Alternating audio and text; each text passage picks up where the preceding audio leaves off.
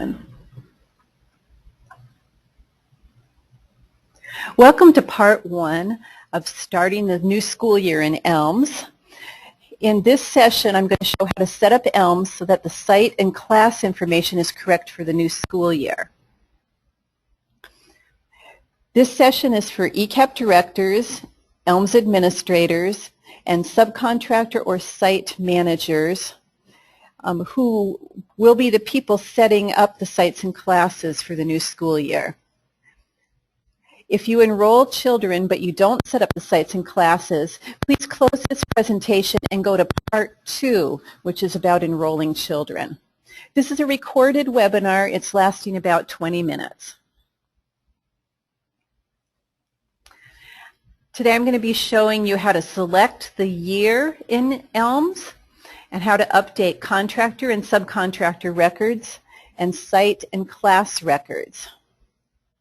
I'm going to be demonstrating as an ELMS administrator in the ECEAP contractor level role. In your role, you might not see everything or be able to do everything that I'm demonstrating. I'm going to come back for a minute and define some of our terms. When I say contractor, I mean the agency that contracts directly with the Washington State Department of Early Learning to offer ECEAP services. If you contract with a different agency than the Department of Early Learning, we're probably calling you a subcontractor in this presentation. When we talk about site, we're talking about the physical location of where the children go to class, and then a class is a group of children. Okay, I'm going to take you into ELMS. This is a training version of ELMS. It duplicates the live ELMS that you're used to seeing, but all the children and the sites and the classes, everything in it are pretend, so there's no violation of confidentiality here. When you first open ELMS, you're going to land on the news page. Please do a quick check of this page to see what's new. We update it very frequently, and it can have tips for using ELMS, information about the latest changes to ELMS, and access to training information. Okay, to start the new year, we're going to go to the contractor-subcontractor tab. Open that up. The first thing to look at is that you're in the right school year. So up here in the upper right of the screen, there's a drop-down box, and you can switch it to the 2013-14 school year. Each April 1st, a new year is going to be added to this list. Okay, some of the information that was already in ELMS from the previous school year, the 2012-13 school year, has automatically rolled forward to this year. And some information must be re-entered each year. That's part of how we maintain accurate data in ELMS. So again, you can do the part I'm going to show you right now if you're an ECEAP director at the contractor level or an ELMS administrator. First thing, I'm going to show you this yellow message at the top where it says 158 ECEAP slots are still available to assign to subcontractors or sites. Any yellow message that you see in ELMS is just informational. If you see one of these and it's red, it probably means that you have to do something. You have to respond to what it's asking before you can save the page here. Okay, the task for starting the new school year is to review this information section at the top and make sure everything is accurate here.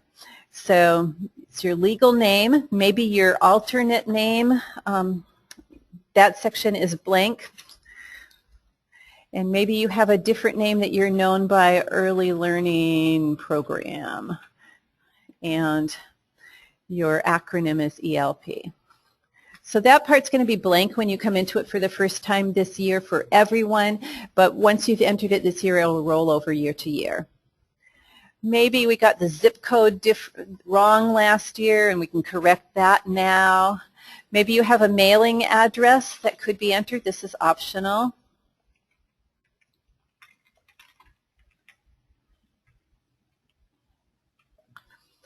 Okay. Any of the fields that have the red lines before them are required fields. Other fields that don't have the red line are optional fields to enter.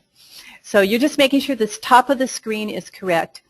This next part, the ECEAP fundings and slots, that information is filled in by the Department of Early Learning, and it'll be grayed out. You won't be able to enter information here. But here we're seeing that this pretend contractor has 200 ECEAP slots, that they're receiving more than $6,000 per slot, that their maximum percentage of over-income slots of children who are at 110% of the poverty level and above is 10% of enrollment, and that's a maximum. Well, we would need to change that because that should say 20 children here. I want to show another tip while we're here. Under some of these phrases, there are dotted lines, really faint blue dotted lines, and when you hover over those, the whole phrase turns pink, and then if I click, I get some information, and that information basically says what I just said to you. But throughout ELMS, you can find these phrases and click on them and get more information. Okay. The bottom part of this contractor information page lists your Department of Early Learning specialist, and that information is filled in by the Department of Early Learning. So I'm going to save my changes to this page here and move on to the contractor contacts page.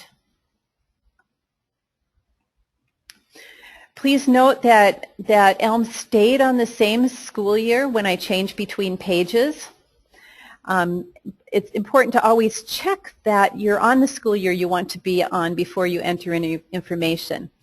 ELMS is making this somewhat easy for us in that each school year is going to have a different color for this top band here. So the school year 2013-14 is on a green band. If I go backwards to the 2012-13 school year, you can see it's turned to a peach color. So for today's work, I'm going to try to make sure I'm seeing the green stripe at the top of the page. On this contacts page, make sure you've got the correct information in for the ECEAP director. Maybe she has a new job title here, so I'm just updating anything that is needs to be updated. Again, if it's got a red stripe at the beginning of the field, it's a required field. Other fields are optional. Here, I am going to encourage you to enter the optional alternate summer email address. If the Department of Early Learning has anything urgent during the school year, or if your class ends before the legislative session does, that sort of thing, we want to be able to reach you with key information. So I'm going to put in my home email here. Okay. At this point, you don't need to do anything with the bottom sections of this page. We are planning to redesign those to make them easier to work with. So for this page, we just want you to make sure the top of the page is correct. Okay, I'm going to skip the sub-sites tab for right now and go to service areas.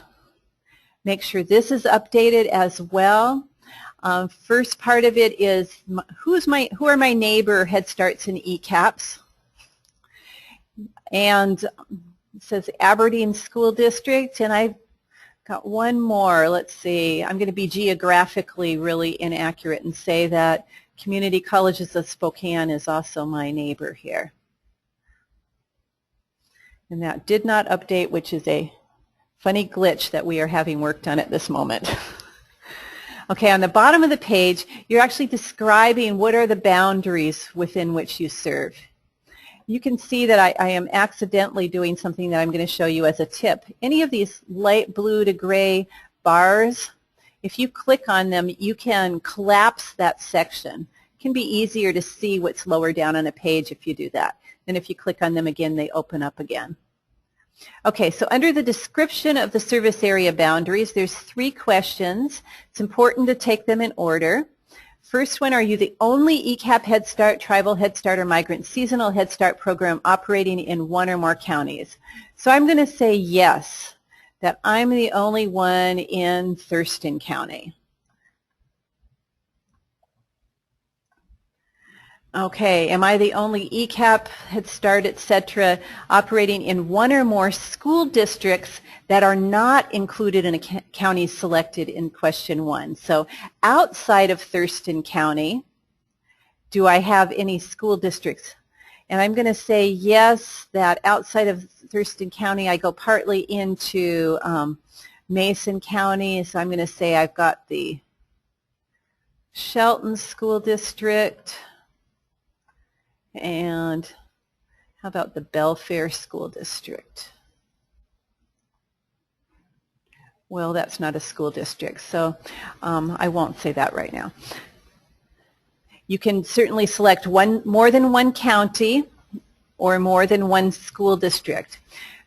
Those are for situations where you're the only ECEAP or Head Start in that location. And then after that, if there's additional areas that you serve that are not within that school district, not within that county, then you can put the details here. And I'm going to say south of Main Street in Lacey, whatever it is. Or maybe it might be another elementary school boundary. So I'm going to say in Mountain View Elementary School catchment area. Okay. This information is very helpful for us for getting the statewide view of where ECEAP and Head Start services are, where they're overlapping, and where we have gaps in the state where we might want to expand. So I'm going to save that page. And then I'm going to move on to updating our subcontractor records. And again, an ECEAP director or an ELMS administrator can do this task here. So I've clicked on subs and sites. I'm still in my pretend contractor. And I've got a list of subcontractors here. And I'm going to choose first I'm going to show you here in the middle of the page on the right, there's a blue button that says Add New Subcontractor. So if you're adding a new subcontractor for the new year, you want to click on that button and start entering your information about your new subcontractor.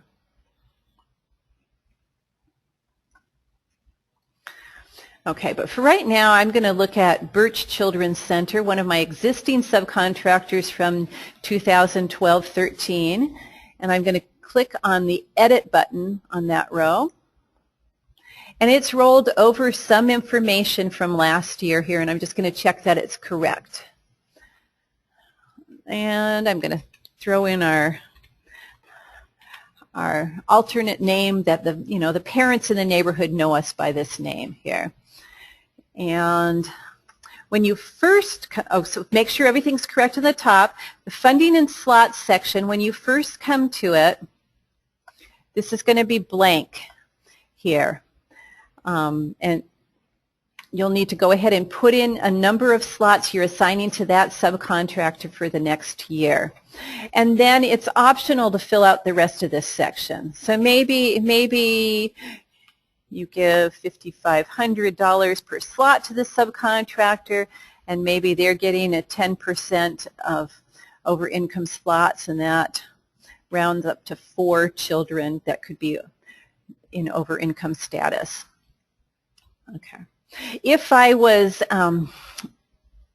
let's see, not planning to use this subcontractor for the next year, I would make a change here at the bottom of the page where it says subcontractor status. The current status is active.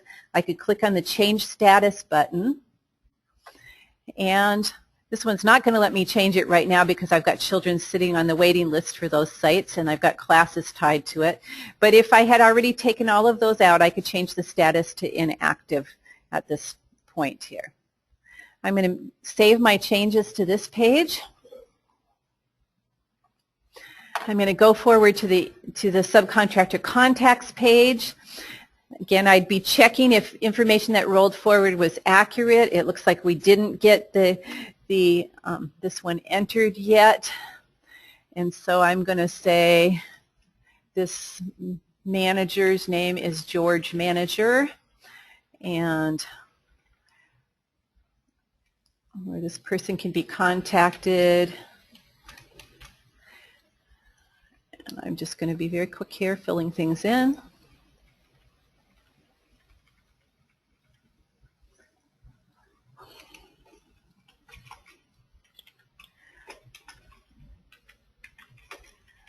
Okay, again, the alternate summer email address is optional for you. Don't worry about the bottom part of the page where it says management staff. Again, we are hoping to revise that section, make it easier to use. But you want to make sure your contact is correct and then save the page. There's something to see at the very bottom of these pages, and it's doing a date stamp for the last time the page has been updated. And that can be handy for tracking if you've updated each piece that you meant to update. So this says it's updated on the day I'm recording this, which is April 29th. Okay. I'm going to skip the subsites section here again and go right to services. And here I'm just thinking about this subcontractor of ours, our pretend contractor called Birch Children's Center. And I am going to mark which services this subcontractor provides. So they do recruit and enroll the families themselves. They provide preschool education, and they provide the family support services. And I'm going to say we here from the contractor office send out our health coordinators, so the subcontractor doesn't do that service. And I'm saving that page. So that's how to update your contractor and subcontractor information. Next, I'm going to move on to the site information and show what to do there. So I've clicked on the Site Class tab at the top of the page. I'm double checking that I'm in the year I want to be in here.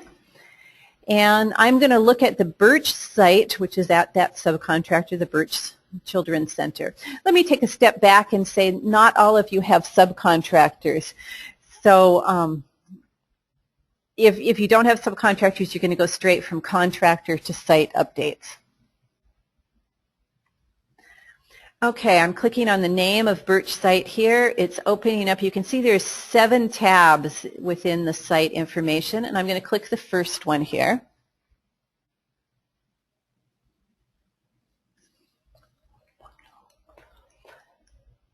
Okay, again, I'm going to review that the basic site information is correct, that everything that has a red line is filled in. When you first come to this section, the funded ECEAP slots is going to be blank at the bottom here. And I'm going to change it because I want a different number for right now. I think I've lost my ability to use my keyboard here.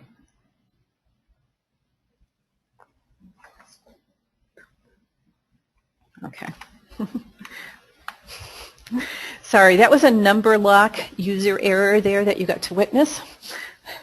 I'm going to say there's 2 classes within this. So each year when you first come to this section, it's going to be blank, and you'll need to fill it in for the new year.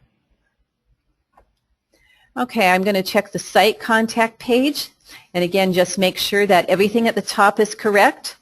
And ignore the bottom parts for now because we intend to be updating those over the next year. Over the next months, I mean. I'm going to click the next section of the sites, location and recruitment here, and again check that everything is accurate. I'm just going to go down through it and go, okay, so wait a minute. We do provide wraparound child care. And I'm going to say here we have a deal with our local school district for this coming year, and they're going to bus the children here. And then I'm going to make sure that the information on the bottom under child recruitment is correct. And you just need like 2 or 3 sentences for each of these questions here. Okay. Saving that page. I'm going to skip the classes and waiting lists for right now. Go on to developmental screening. It looks like last year I used one of the dial products for my developmental screening, but we're changing this year to ages and stages, so I'm going to update that. And we've also decided to use a screener with children who are English language learners, and we're going to use this one here. Okay, just making sure everything's accurate on the developmental screening page. Looking at the curricula page here, and might have some changes. We're deciding to move from creative curriculum to tools of the mind this year. And we've also added in, under the social, emotional, health, and safety, we've added in I am moving, I am learning, and talking about touching. And under language and literacy, we're changing to woven word here. I'm going to save this page once I know it's accurate. The very top, describe your approach to preschool curriculum. What you wrote in last year will roll over here, but you can go ahead and type it in, and I'm just going to make something up on the spot here. We observe all children weekly, and use this information to enhance our lesson plans. We use blah, blah, blah, blah, blah. Okay.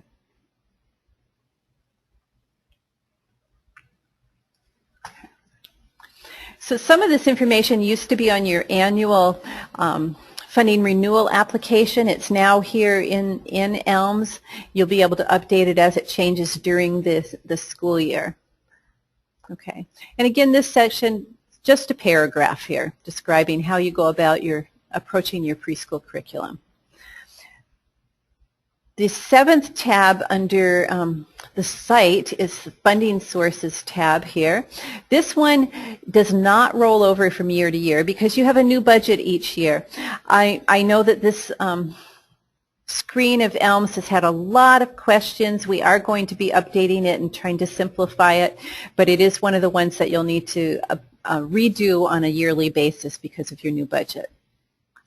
I'm going to take us back a minute to sites and classes. Actually, I'm going to take us back to the contractor, subcontractor, subs and sites tab because I want to show you where you would enter a new site if you had a brand new site. So at the very bottom of the page there's a blue button, Add New Site. If you clicked on that, you'd be starting over from scratch with a new site. Okay.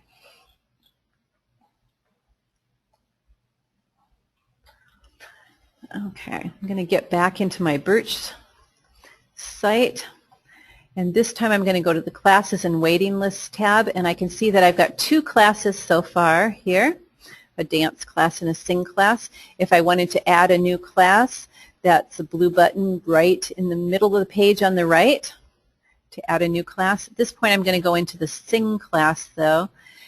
It has 2 pages, a schedule page and an enrollment page. I'm going to open the schedule page.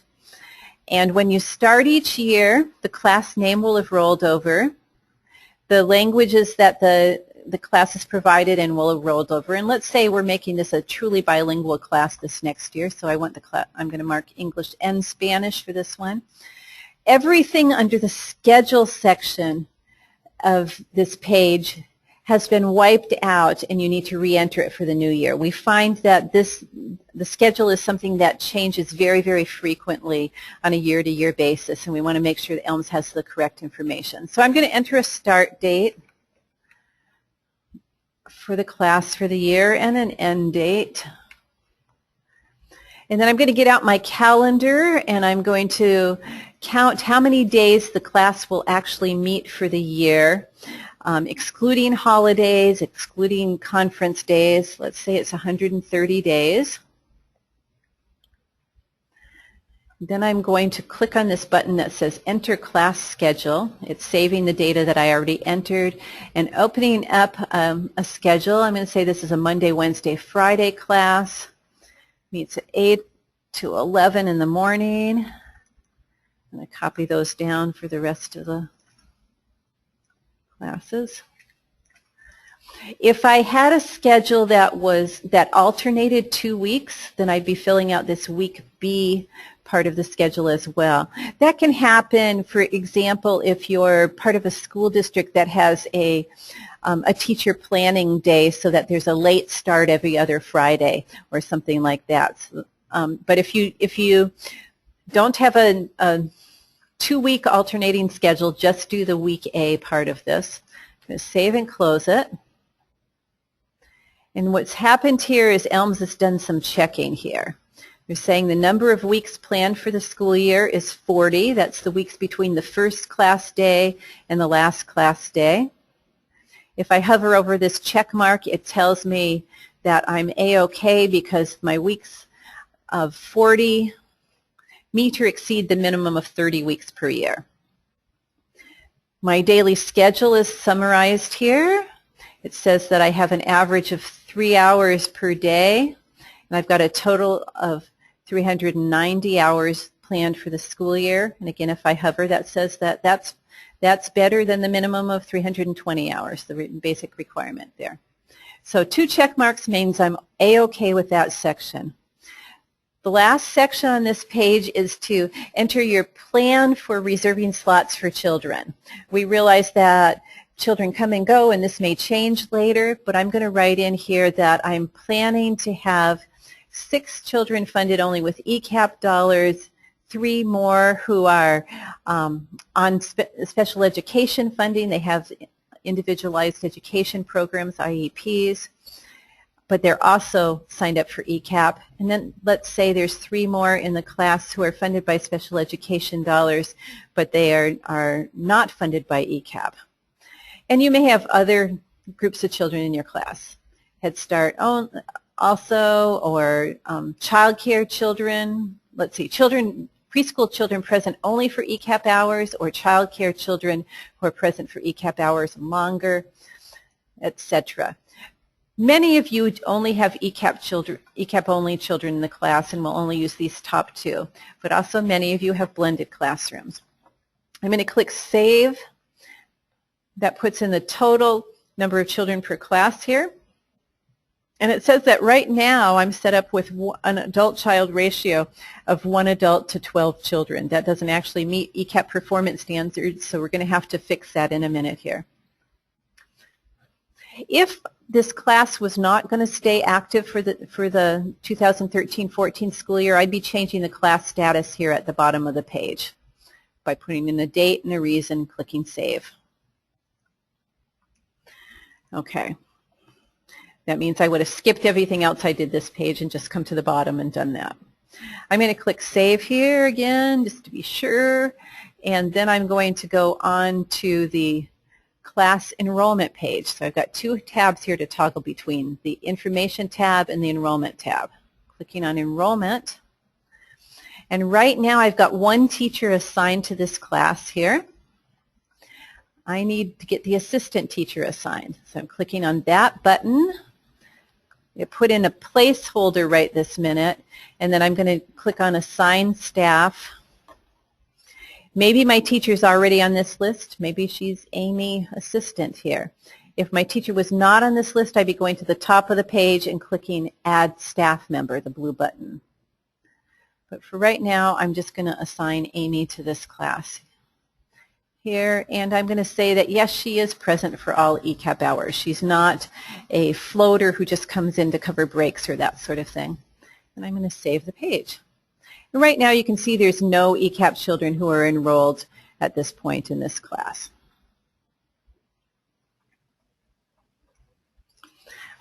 Okay, I'm going to take us back to my PowerPoint and just summarize what we showed you here.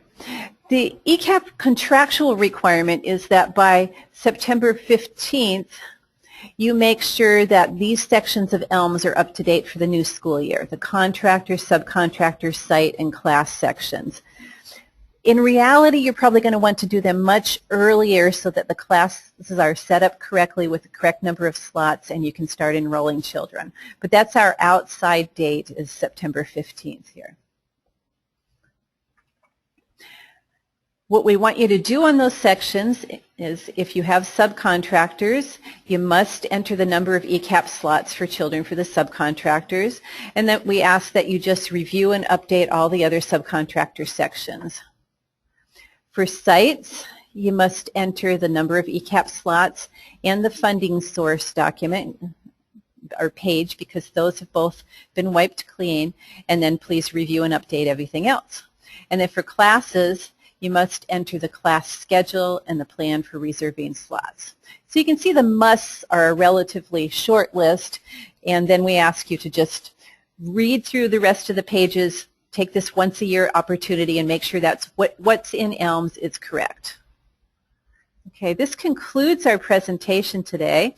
I want to remind you that if you need help with ELMS at any point, please just email us at elms@del.wa.gov. We have 3 to 4 people at a time watching this email, so we can respond to you as quickly as possible. And thank you for your time and attention today. We'll look forward to any further questions you have about setting up ELMS for the new school year. Again, there's a second part to this presentation that talks about how you work with enrolling children, how child records move between years.